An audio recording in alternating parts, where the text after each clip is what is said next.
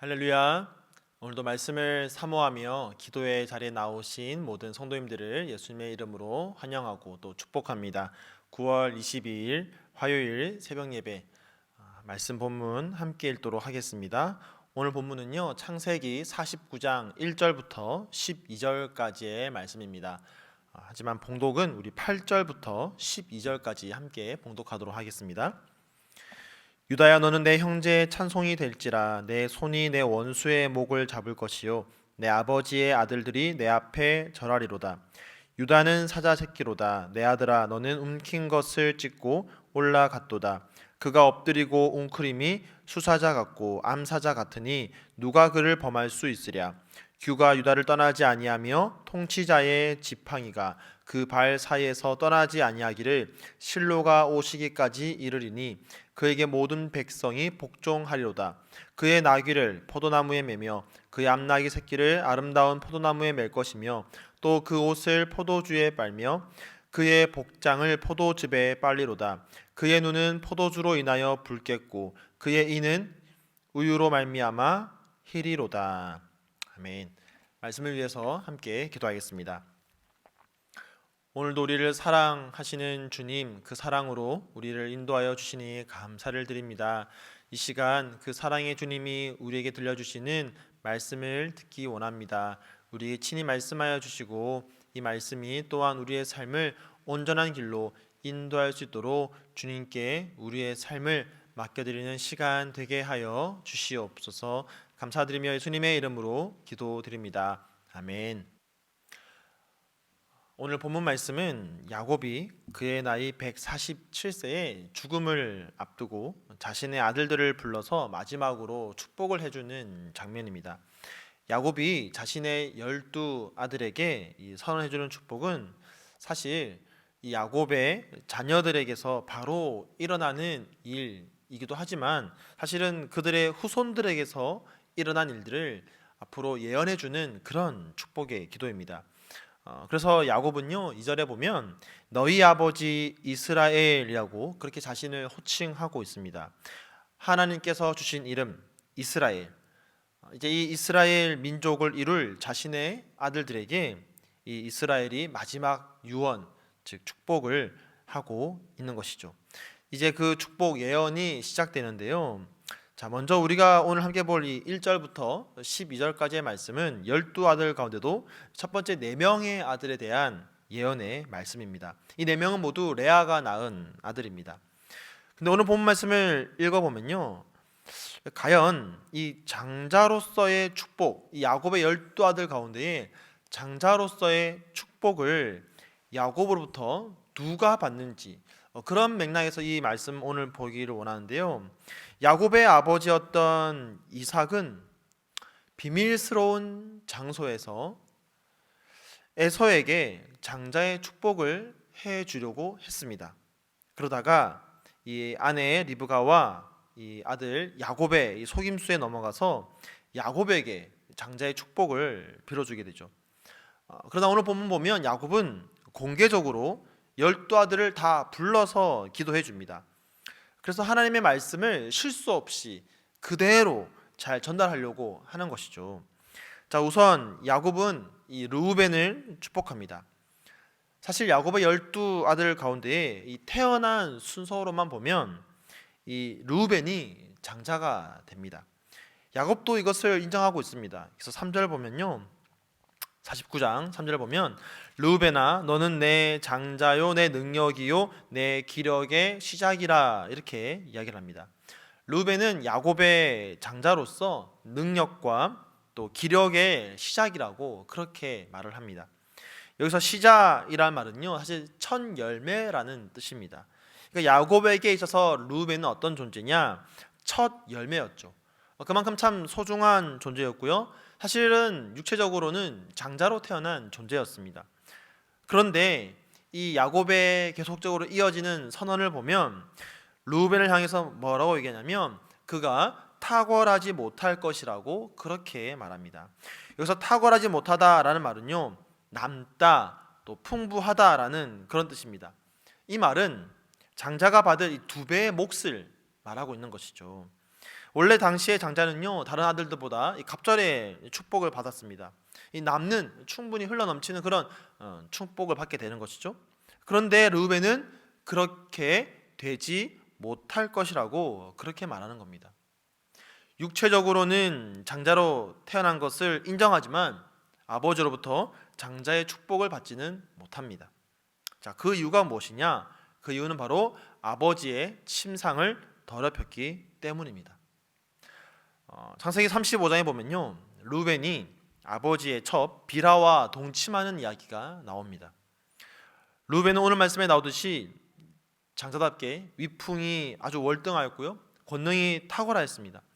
그러나 그가 아무리 형제들보다 뛰어나고 육체적으로도 뛰어나고 월등하다 할지라도 그가 범하지 말아야 할 선이 있습니다. 그는 아버지의 침상을 침범해서는 안 됩니다. 그러나 그는 자신의 능력에 취해서 넘지 말아야 할 그 선까지 넘어버린 것이죠. 이 죄가 얼마나 치명적인 죄악이었는지 그는 장자의 축복을 빼앗기고 맙니다. 자, 그렇다면 이제 르우벤이 받지 못한 이 장자의 축복을 그 다음 순서인 시므온과 레위가 받게 되느냐? 자, 이어지는 이제 5절부터의 예언을 보면요, 시므온과 레위에 대한 축복이 이제 함께 나옵니다. 시므온과 레위는 함께 축복받게 되는데요. 근데 이 예언 역시 우리가 축복이라고 말하기엔 좀 부끄러운, 사실 저주에 가까운 그런 기도입니다. 특별히 7절에 보면요, 이 저주란 말이 2번이나 나옵니다.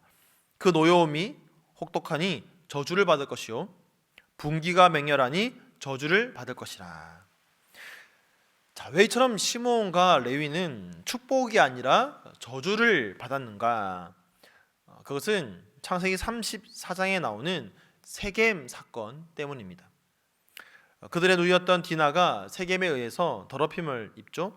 이에 분을 품은 시므온과 레위는 이들에게 할례를 받도록 한 이후에 그 세겜성을 기습하여서 모든 남자를 다 죽이게 됩니다. 할례를 받아서 전쟁할 준비가 되어 있지 않는 그들에게 갑자기 쳐들어가서 모든 남자를 다, 세겜성의 모든 남자를 다 죽이고 마는 것이죠. 그들은 그들의 분노, 그들의 혈기를 있는 그대로 사용했습니다.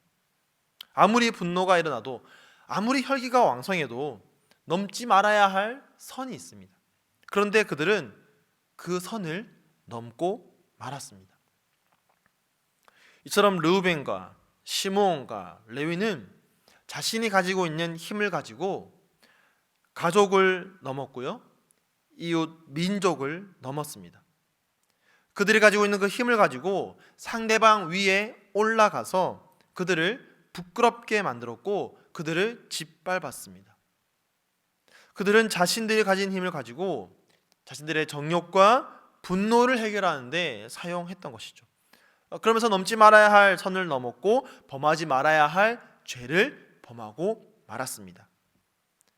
자, 이제 이 세 명은 장자의 축복을 빼앗겼고요. 이제 그 다음 차례인 유다는 어떠냐? 유다는 과연 장자의 축복을 이어받을 수 있는가?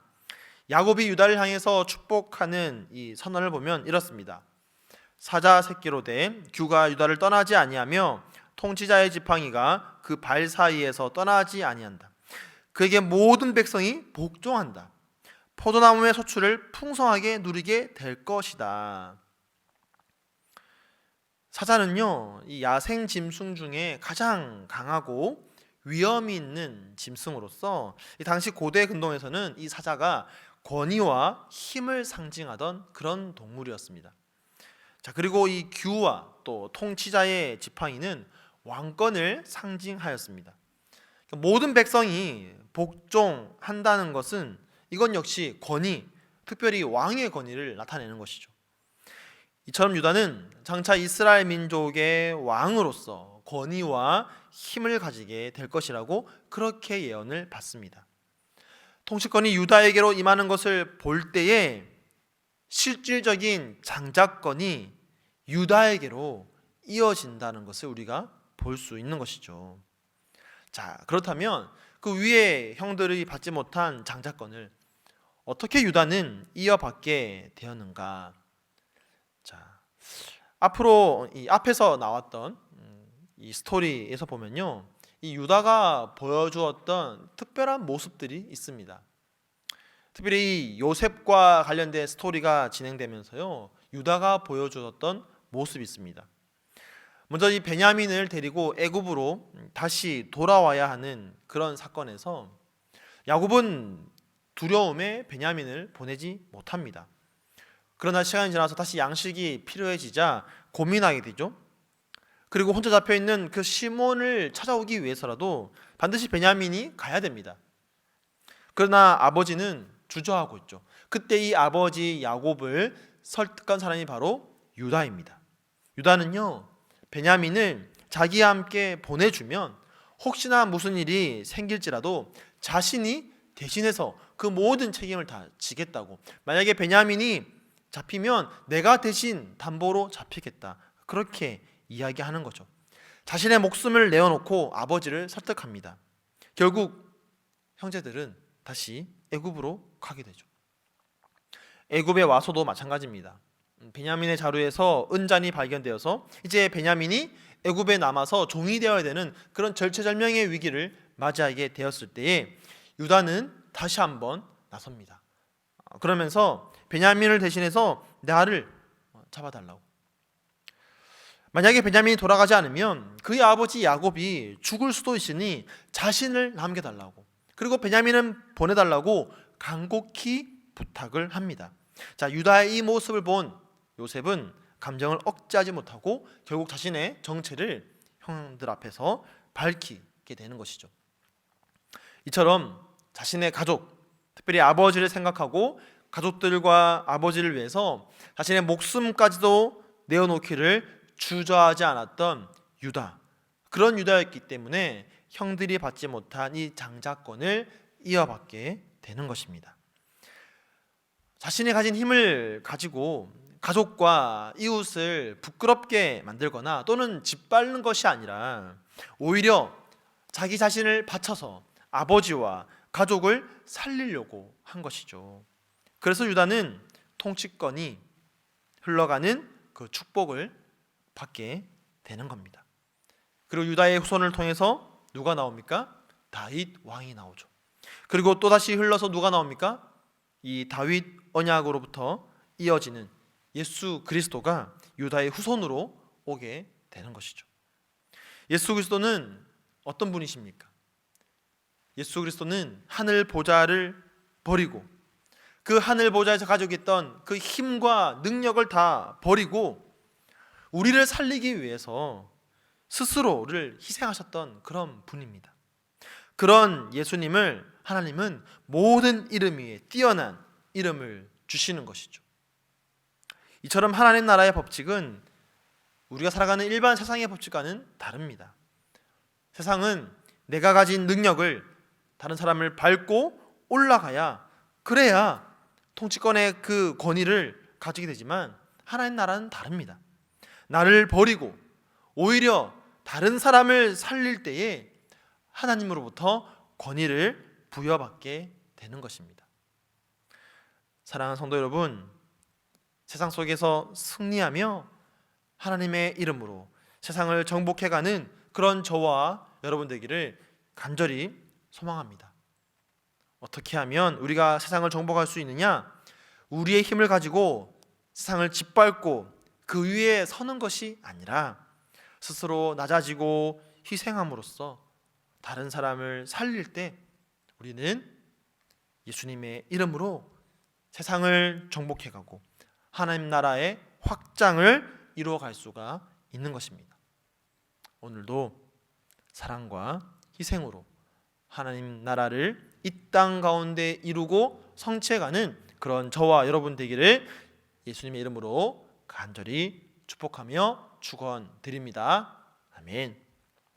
자, 함께 말씀을 기억하면서 기도하겠습니다. 오늘 나의 삶을 통하여서 하나님이 우리에게 주시는 그 축복이 축복대로 흘러갈 수 있도록 이를 위하여서 나를 버리고 나를 희생하고 그렇게 예수 그리스도 따라갈 수 있는 우리의 삶이 되게 해달라고 함께 기도하시고요. 오늘 공동체를 위한 기도 화요일입니다. 우리 장기 환우들을 위해서 함께 기도해 주시고요. 또한 디모데 청년부 그 안에 속한 모든 젊은 청년들을 위해서 이 시간 함께 마음을 모아서 기도하도록 하겠습니다. 함께 기도하겠습니다.